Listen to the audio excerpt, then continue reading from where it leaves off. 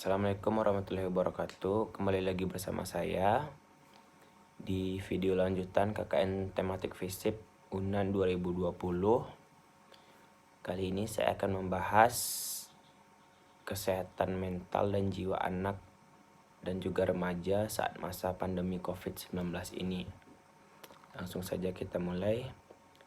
Pandemi COVID-19 telah berdampak pada sebagian besar aktivitas masyarakat, termasuk pada kelompok terkecil yaitu keluarga dan anak. Perubahan pada aktivitas sehari-hari bagi anak dan remaja ini tidak hanya berdampak pada aspek fisik mereka saja, namun juga pada aspek kesehatan jiwa karena perubahan-perubahan tersebut terjadi dalam waktu yang cukup cepat.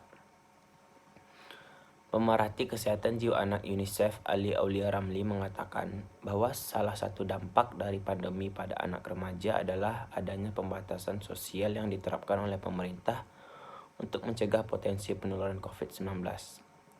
Pembatasan sosial ini membuat muncul rasa takut yang berlebihan pada anak dan remaja karena banyaknya informasi yang mereka terima tentang pandemi ini.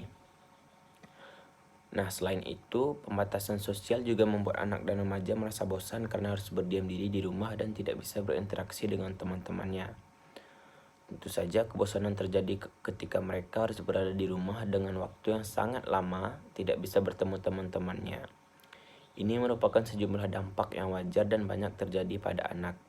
Kita harap begitu banyak anak yang akan bisa pulih dan melihat kembali bagaimana mereka tidak terganggu situasinya dalam keadaan ini.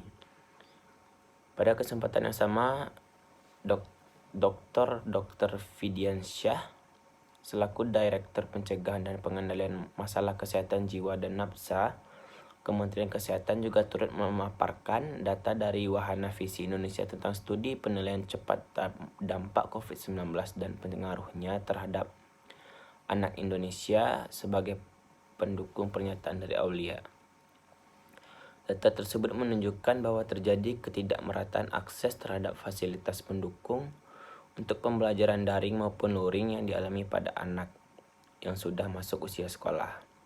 Sebanyak 68% anak dapat mengakses terhadap fasilitas pendukung selama masa pembelajaran.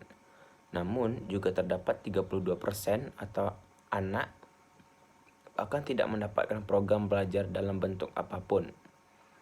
Dampaknya anak harus mempunyai sistem belajar sendiri dan dampaknya 37% anak tidak bisa mengatur waktu belajar. Lalu 30% anak kesulitan memahami pelajaran. Bahkan 21% anak tidak memahami instruksi guru, jelas Fidiansyah. Nah, tidak dapat dipungkiri pandemi ini juga dapat berdampak pada aspek psikososial dari anak dan remaja. Di antaranya adalah perasaan bosan karena harus tinggal di rumah, khawatir tertinggal pelajaran, timbul perasaan tidak aman, merasa takut karena terkena penyakit, merindukan teman-teman, dan khawatir tentang penghasilan orang tua. Dampak paling membahayakan adalah sebanyak 62% anak mengalami kekerasan verbal oleh orang tuanya selama berada di rumah.